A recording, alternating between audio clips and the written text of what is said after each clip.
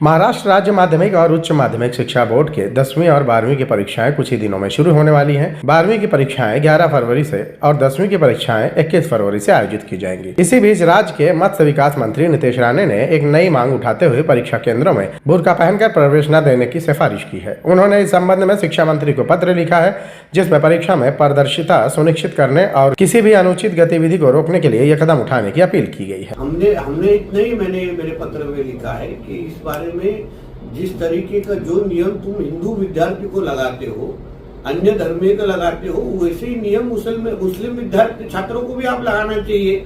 मतलब हिंदू छात्रों के लिए अलग नियम और मुसलमान छात्रों के लिए अलग नियम, ऐसा महाविद्यालय और ये स्कूल कॉलेज में तो नहीं होना चाहिए। नितेश राणे के इस बयान के बाद समाजवादी पार्टी के लीडर अबू आसिम आजमी ने कहा है कि बुर्का हिजाब मुस्लिम धर्म का हिस्सा है। बोर्ड की परीक्षा देने वाले मुस्लिम छात्रों के हिजाब पर पाबंदी लगाना नफरत की राजनीति और गैर संवैधानिक है। मेरी मुख्यमंत्री श्री देवेंद्र फडणवीस जी से मांग है कि नफरत फैलाने वाले लोगों की जुबान बंद करें। कि स्कूल में बच्चियां जब एग्ज़ाम देने जाएंगी तो सिक्योरिटी को थ्रेट है, इसलिए उनको बुर्के में अलाउ नहीं होना चाहिए। मेरा कहना है कि सिख भाइयों को पगड़ी है, क्रिश्चियन भाइयों को बड़ा कपड़ा पहनना पड़ता है बदन पे। इस तरह से हर लोग अपने अपने धर्म पे चलते हैं।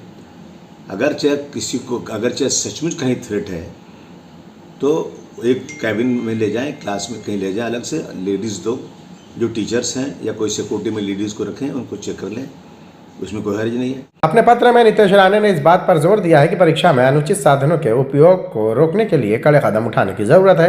उन्होंने कहा है कि बुर्का पहनकर परीक्षा देने की अनुमति देने से यह सुनिश्चित करना कठिन हो जाएगा कि कोई परीक्षार्थी इलेक्ट्रॉनिक उपकरण का उपयोग तो नहीं कर रहा है। उन्होंने ये भी तर्क दिया है कि परीक्षा केंद्र में बुर्का पहनने की अनुमति दी जाती है और भविष्य में आपातकालीन स्थिति उत्पन्न होती है तो सामाजिक और कानूनी व्यवस्था की समस्या खड़ी हो सकती है।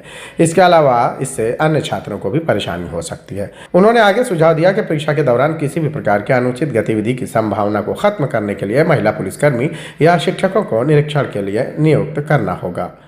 बोर्ड परीक्षाएं छात्रों के लिए अत्यंत महत्वपूर्ण होती हैं क्योंकि उनका शैक्षणिक भविष्य इन्हीं परीक्षाओं पर निर्भर करता है। सरकार भी हर साल परीक्षा प्रणाली को निष्पक्ष और पारदर्शी बनाए रखने के लिए विशेष निर्देश जारी करती है। शाहिद अंसारी, बॉम्बे लीक्स, मुंबई।